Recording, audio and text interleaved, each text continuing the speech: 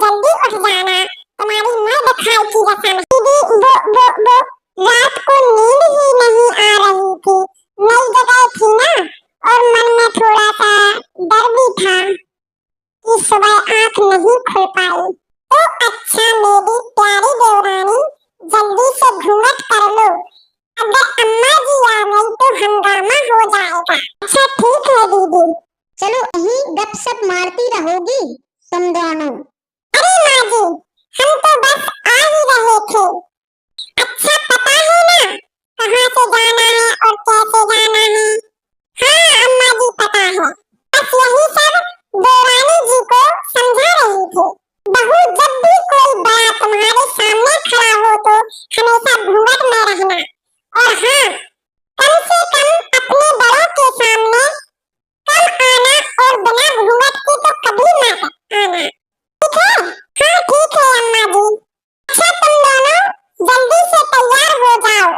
देखा देवरानी जी अम्मा जी का तेवर, मैं तुम्हारे जेठ जी से बहुत प्यार करती हूँ, इसलिए अभी तक चुपचाप सब चीजें निभा रही हूँ। तो देवरानी जी अब तुम भी इस घर के नियम कायदे सीख लेना। दीदी आप तो इतनी पढ़ी लिखी हैं, फिर भी इन सब चीजों को कैसे निभाती हो? रानी जी मेरे मम्मी पापा ने तो हमेशा यही सिखाया है कि जैसे ससुराल वाले चाहें तुम्हें रखना, वैसे ही तुम रहना, कभी भी अपनी जुबान मत चलाना। और मैंने बताया ना, मैं केवल तुम्हारे जेठ जी की वजह से इस घर में रुकी हूँ।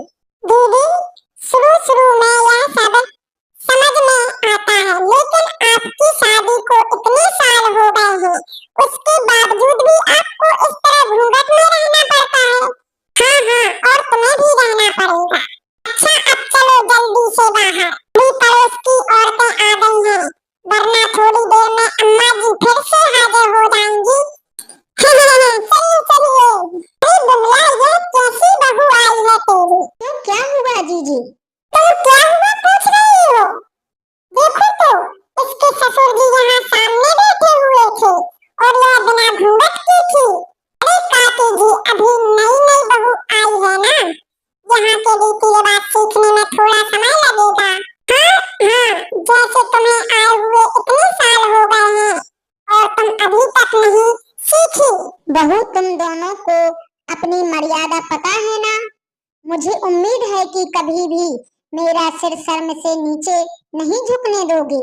अम्मा जी आप चिंता क्यों करती हैं? मैंने पहले ही देवरानी जी को सब कुछ समझा दिया है, आपको परेशान होने की जरूरत नहीं है। अच्छा चलिए अब जिस चीज के लिए बैठे हैं तो वो कर लें। हाँ भाभी आपने बिल्कुल सही कहा, लेकिन बस आप एक चीज भूल गई हैं। नंदरानी, अरे भाभी बिना ढोलक के गाना बजाना कैसे होगा? यह बड़ी बहू भी ना कोई काम ढंग से नहीं कर सकती है, हर चीज मुझे ही बतानी पड़ती है। जा जल्दी से ढोलक लेके आ। सॉरी अम्मा जी भूल गई। चलिए ढोलक तो आ गई, अब आप लोग नाश्ता भी कर लीजिए। काकी जी आपके लिए मैंने हलवा बनाया है, क्योंकि आपके दांत नहीं है ना। बड़ी बहू पहली बार तुमने कोई बहुत अच्छा काम किया है, वह भी समझदारी वाला। काकी बहू तो बहुत सुंदर ढूंढ के लाई हो, सुंदरता में आगे है या हर चीज में आगे है। अरे ननद रानी जी हमारी